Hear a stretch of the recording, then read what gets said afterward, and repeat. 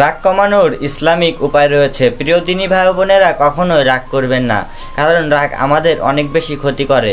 যেমন একটা ঝড় বা তুফান আসার আগে কিন্তু আমরা বুঝি না যে আমাদের কী কী ক্ষতি হবে বা হতে চলেছে।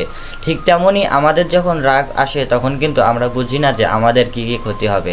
তাই ইসলামিক রীতিনীতি অনুসারে আমরা কিভাবে আমাদের রাগকে নিয়ন্ত্রণ করতে পারি তাই আজকের ভিডিওতে শিখব। নাম্বার 1 হচ্ছে, আমাদের যখন প্রচণ্ড রাগ উঠবে তখন আমরা আউযুবিল্লাহি মিনাশ শাইতানির রাজিম পড়ে এক জায়গায় চুপচাপ বসে যাব বা স্থির হয়ে থাকবো, দেখবেন আমাদের রাগ অনেকটাই কমে যাবে। নাম্বার 2 হচ্ছে স্থান পরিবর্তন। যখন আপনার প্রচণ্ড রাগ উঠবে বা রাগ আসবে তখন আপনারা একটু আপনার জায়গাটা পরিবর্তন করে ফেলুন।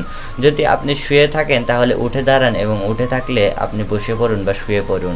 এক জায়গায় স্থির থাকুন এবং চেষ্টা করবেন একটু ঘুমিয়ে নেওয়ার, দেখবেন আপনাদের রাগ একদম পুরোপুরি কমে গিয়েছে।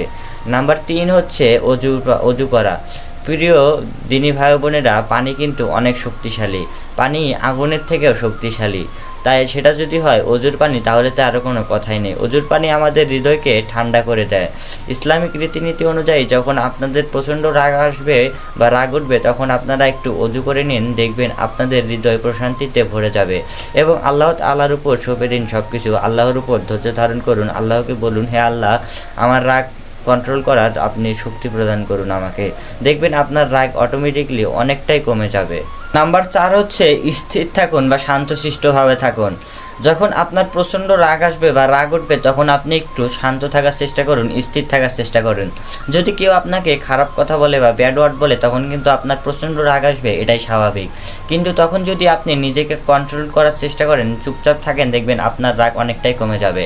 আপনি বলবেন, হে আল্লাহ, আমার রাগ কন্ট্রোল করার শক্তি প্রদান করুন আমাকে। সব কিছু আল্লাহর উপর সঁপে দেবেন এবং ধৈর্য ধারণ করবেন আল্লাহর উপর এবং চুপচাপ থাকার চেষ্টা করবেন, দেখবেন আপনার রাগ অনেকটাই কমে যাবে। কিন্তু তখন যদি আপনিও কথা বলেন, আপনার মুখ থেকে বুলি বার হয়, তাহলে দেখবেন তার পাশাপাশি ঝগড়াটা আরও বড় আকার ধারণ করবে এবং আপনার রাগও প্রচণ্ড হারে বৃদ্ধি পাবে, যার ফলে আপনার অনেক বড় ক্ষতি হওয়ার সম্ভাবনা থাকে। তাই কখনো রাগ উঠলে আপনি স্থির না থেকে বা হইচই করার চেষ্টা করবেন না, জোরে কথা বলবেন না, সবসময় স্থির থাকার চেষ্টা করবেন। নাম্বার 5 হচ্ছে, কোরআন তেলাওয়াত করুন।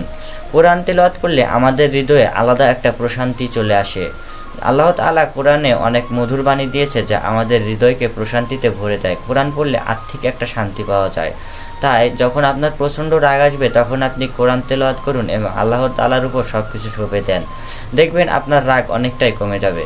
কারণ প্রিয় দিনী ভাই বোনেরা, রাগ আমাদের অনেক বড় ক্ষতি করে। রাগ আমাদের জীবন থেকে অনেক কিছু কেড়ে নেয়, আত্মীয়তার বন্ধন, ভালোবাসার মানুষ, প্রিয় মানুষ, সব কিছু এই